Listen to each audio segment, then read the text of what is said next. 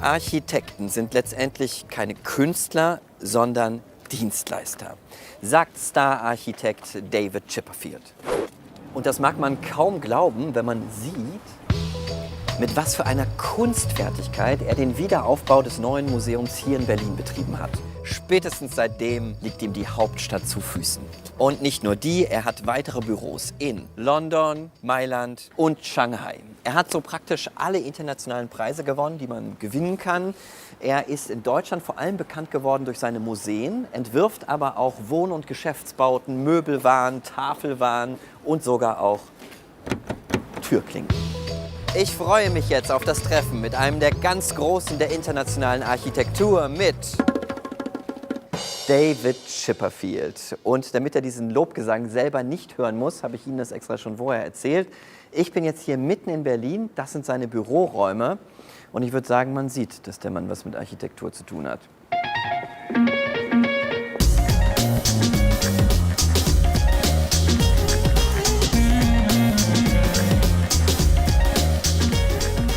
And there he is, the master of simplicity. Very nice meeting you. Thank you very David much. Chipperfield, in real. In real.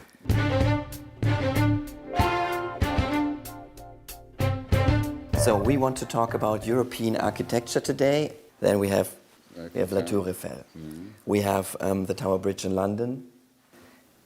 We have New Swanstein in Munich.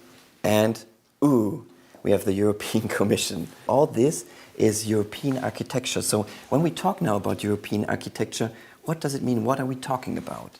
The role of architecture in Europe is particular compared, let's say, to North America or even Asia, in the sense that we carry with us the burden and legacy and, in a way, richness of what cities used to look like and what architecture used to look like. We don't start from a tabula rasa. Let me say, this is the first interview in my whole life I do with someone who's wearing socks. So you feel really comfortable, right? I'm sure other people wear socks. You're saying without shoes. Right. Walking through different cities in the world, and I travel quite a lot, I see that everything looks more the same and the same. If we take Potsdamer Platz, for example, it could be anywhere in the world. So isn't fusion in architecture everywhere, meanwhile? I think you're right. I think there's globalization has given us an enormous chances and possibilities and freedoms. But I think in architecture, it can have its negative aspects. And of course, the paradox is that we all want to travel to find unique things. Right. And we're disappointed when we arrive somewhere and it doesn't look quite what we imagine it might look like.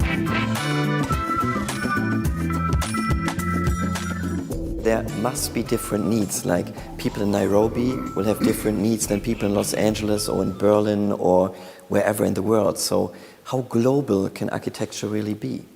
I think we all want to make space for ourselves. We all want to define our private space, and we all want to define how our private space and our social space relate. This is our human condition. It doesn't matter whether we're poor or rich or whatever city we're in. This is the continuous struggle for us as human beings.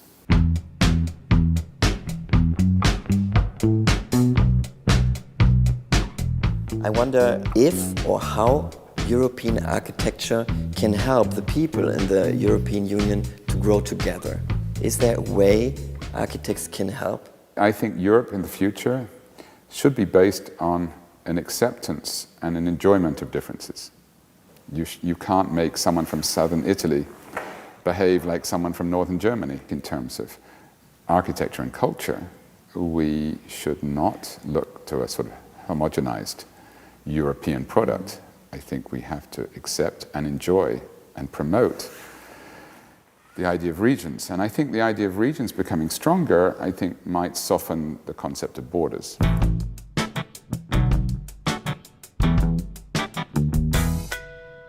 Talk about the future of European architecture. I saw a very interesting keynote speech that you held. It was called "Why Does Everyone Hate Modern Architecture?" I kind of really like the title. I think one of the reasons might be something like Franco Gehry is doing right now at the Alexanderplatz.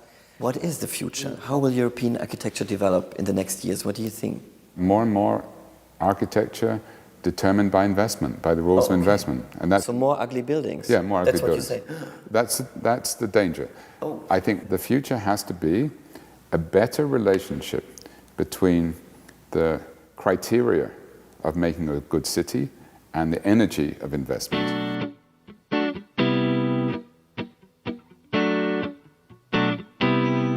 If you have the possibility just to have one wish for European architecture, what would that be? I think we have to find a way by which cities are also more integrated, that they are more diverse, that we don't just have areas of exclusive shopping and areas of rich housing and areas of... The reason we want to live in a city is because we want to come together. I wish you good luck for that wish, because that sounds really good. Thank you very much for the interview.